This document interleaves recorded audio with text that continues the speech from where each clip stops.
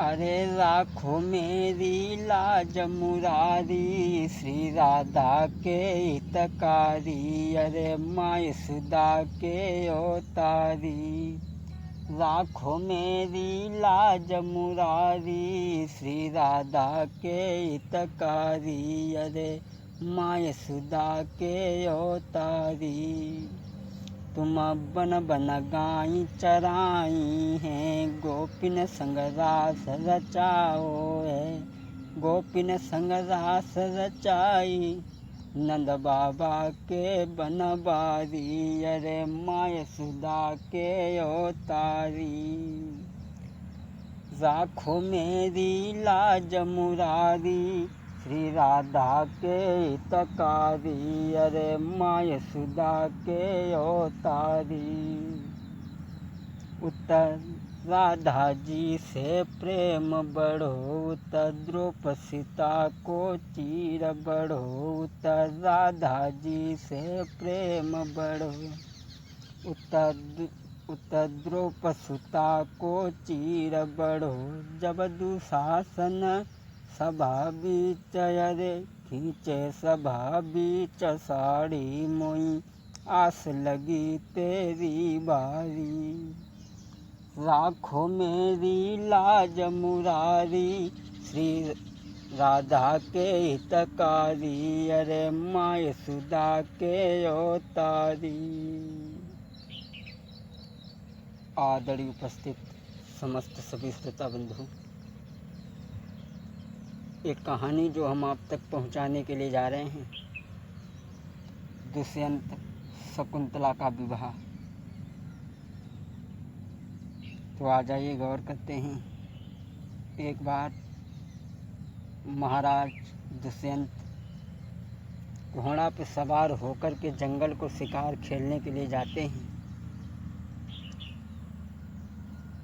दोस्तों,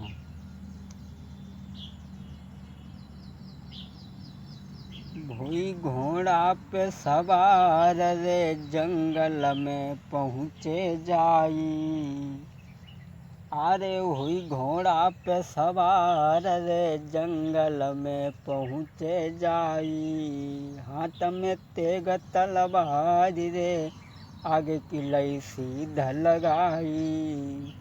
महाराज शिकार कोई लगी हाथ है नाई, और देखो है आश्रम बाबा को, दिल राजा कर तू विचार। अब तो घड़ी दुई घड़ी हियन पे कुछ आराम के कर लीजो। अब तो घड़ी दुई घड़ी हियन पे कुछ आराम के कर लीजो। शिकार खेलने के लिए जब महाराज दुष्यंत गए, लेकिन जब कोई शिकार नहीं मिली, तो राजा ने क्या देखा जंगल में कि कण्व ऋषि का आश्रम दिखाई दिया। सोचा कि चलो जब आ गए हैं तो बाबा जी के भी दर्शन कर लें और थोड़ी आराम कर लें। यहाँ पहुँचे, जब जाकर के आवाज़ लगाई तो बाबा जी तो नहीं थे। कन्या बाहर निकली और कहने लगी, वो तो यहाँ पर नहीं हैं, वो बाहर गए हैं, वो आ रहे होंगे और आप हमारी कुटिया में आए हैं, तो आपका स्वागत है, सम्मान है, बैठो।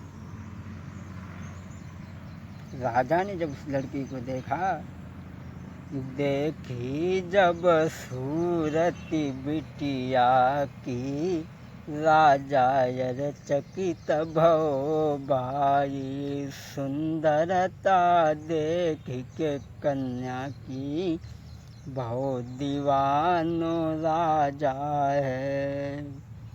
टक टकी लगाई के देख रहे नई निगाटी, मेरे भाई है अब कौन घड़ी ऐसी आबे, बने जनारी हमारी है।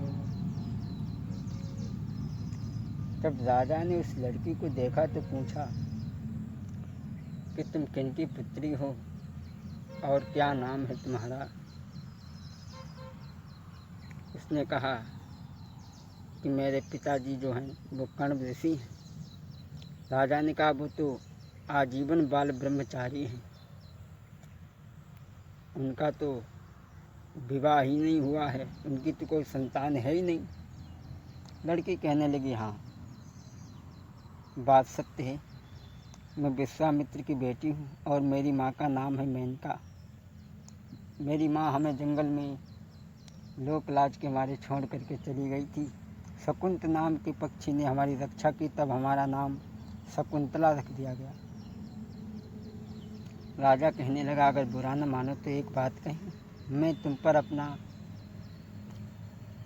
तन मन धन सब अर्पण कर चुका हूँ और मैं चाहता हूँ कि तुम मेरे साथ में शादी करो, और अगर तुम शादी नहीं करोगी तो हम लौट करके अपने राज्य में नहीं जाएंगे। राजा ने कहा, गरा होई तुम्हारी राजी है, लेबो हमो से भमरिया डारी है। गर होई तुम्हारी राजी रे, लेबो मोस भमरिया डारी है। और चलो तुम संग हमारे, तुम्हें राखूंगो करी घर वाली है तुम्हें। जब राजा ने ऐसे वचन कहे कि हम तुमसे शादी करना चाहते हैं, तो आज शकुंतला ने भी स्वीकृति दे दी। दोनों का गंधर्व विवाह हुआ। गंधर्व विवाह होने के बाद में राजा काफ़ी समय तक उनके साथ में रहे, काफ़ी समय तक सहवास किया, रहते रहे। अब राजा स्त्री के प्रेम में पड़ के राज्य भी भूल गए, सब कुछ भूल गए।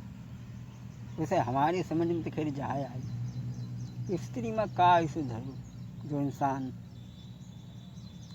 सब कुछ खो करके इसके पीछे पड़ जाता है। मतलब शरीर से संबंधी कोई बात नहीं, हमारे तो समझ में जाए आओ कि मोहल्ला बिगाड़ दो। राजा अब उनके चक्कर में रहते हैं, साथ में रहते हैं, अपने राज्य को भूल गए, दरबार को भूल गए, सब भूल गए। लिखा कि मोहल्ला बिगाड़ दो, जाई माया ने मोहल्ला बिगाड़ दो, जाई माया ने। ब्रह्मा का लूटो जाने विष्णु को लूटो, और नारद का घुमाई दो, जाई माया ने मोहल्ला बिगाड़ दो, जाई माया ने।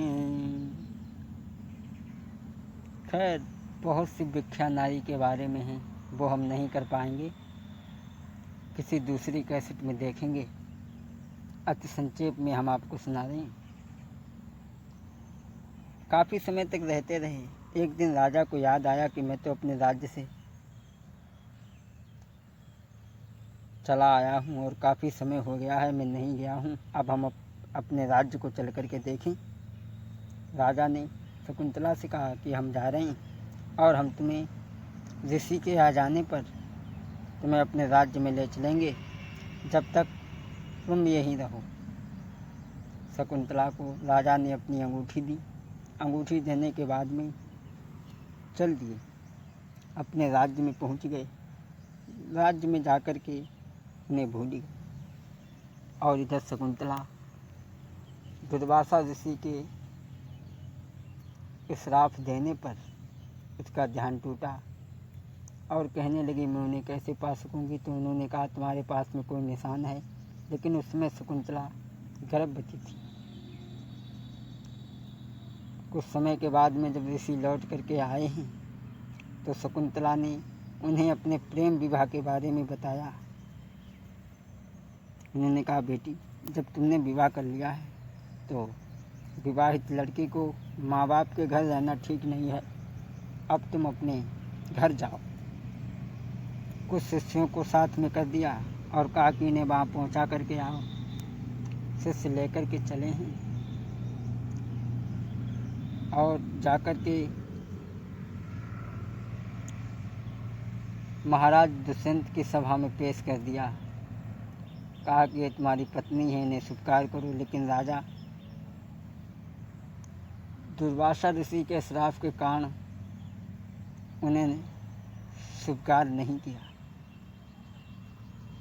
राजा कहने लगा, हमने तुमसे विवाह कब किया था? तुम्हारे पास में कोई निशान हो तो बताओ। और बोला, हमने गर तुमसे ब्याह करो तो प्रेम चिन्ह कोई बतलइयो, जब इतने दिन तक प्रेम रहो कोई प्रेम निशानी दिखलइयो। गर नाई तुम्हारे जो पास में तो फिर आगे की रास्ता गहियो। ये बचन कहे जब बिटिया से तो रोई गई वो भाई है। जब ये बात कही तो शकुंतला कहने लगी, हाँ महाराज, मैं तुम्हें दिखाऊंगी।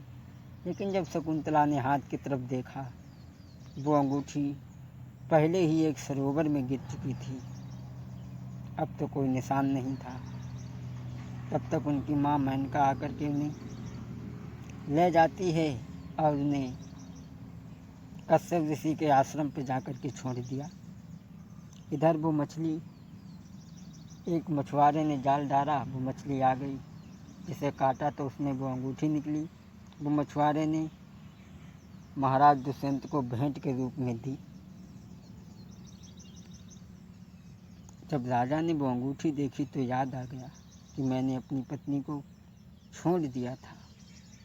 अब राजा मन में दुखी, चिंता दिल भारी है, प्राणन प्यारी नारी छोड़ दई अब काम करें। अरे भूप ढूंढन को धाओ है, काफी ढूंढो पर उनने कोई पतो नहीं पाओ, बैठी मन मार के बैठ गए। राजा बैठ के काफ़ी ढूंढा और पश्चाताप करते रहे। एक दिन इंद्र के निमंत्रण पर देवासुर संग्राम पर राजा गए और वहाँ से जब लौट करके आए, विजय प्राप्त करके आए, तो क्या देखा, कश्यप ऋषि का आश्रम है। तो राजा वहाँ पहुँचे तो क्या देखा कि एक बालक शेर के साथ में खेल रहा है। देखा कि शेर के साथ में खेल रहा है तो राजा की इच्छा हुई कि उसे गोद में लें, लेकिन दासी ने दूर से ही कहा, राजा इस बच्चे को छूने की कोशिश मत करना, नहीं तो इसके हाथ में जो काला गांडा बंधा है वो सर्प बनकर के तुम्हें डस लेगा। लेकिन राजा नहीं मानी, उसे गोद में लेने की इच्छा हुई। राजा ने जब गोद में लिया तो जो काला धागा बंधा था वो टूट करके ज़मीन पे गिर गया। जब सहेली ने देखा तो वो सारा हाल समझ गई कि उसके पिता के अलावा और कोई नहीं ये हो सकता, क्योंकि जब उसका पिता छुएगा जब ही ये काला गांडा टूट करके ज़मीन पर गिरेगा। जा कर के उसने मेनका को सारा हाल सुनाया तो मेनका आई। तुरंत राजा ने मेनका को पहचान लिया और क्षमा याचना मांगी और ऋषि से विदाई मांग करके वहाँ से चले हैं। अरे ले पत्नी बेटा को अपने राज्य में फौरन आए, हंसी खुशी से राज्य में फिर वो रहे भ्राता रसाई रे। जो कछु कथा सुनी मैंने वो सभा बीच दरसाई रे। विनय कुमार मेरो नाम सभा के सुन लो मेरे भाई रे। ये दुष्यंत और शकुंतला का विवाह हमने आप तक पहुंचाया है। अगर कोई गलती हो तो क्षमा करें। वही बालक जिसका नाम पड़ा भरत,